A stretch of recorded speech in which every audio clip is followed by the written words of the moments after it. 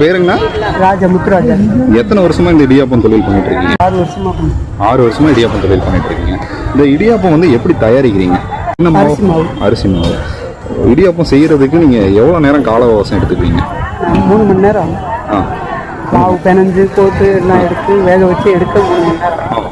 எத்தனை பேர் வேலை செய்யறீங்க இதுக்கு? 4 பேர் 5 பேர். 5 பேர் வேலை செய்யறீங்க. ஓகே. இப்போ எங்கெங்க நீங்க விற்பனை செஞ்சுட்டு வரீங்க?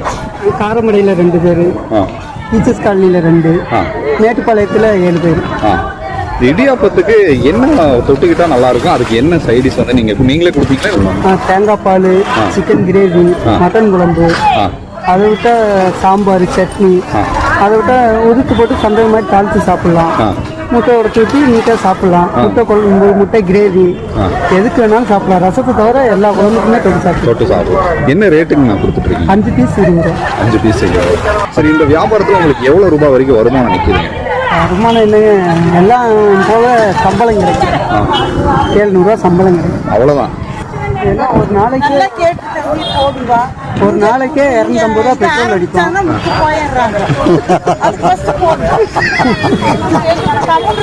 ஆசை தூண்டி விட்டானுங்க.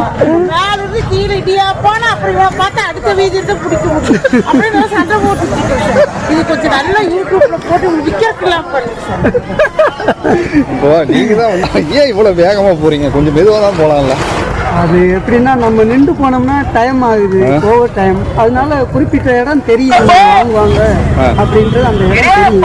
அதனால அந்த இடத்துக்கு போய் பாக்குறதுக்குள்ள ஓடிடுறீங்க.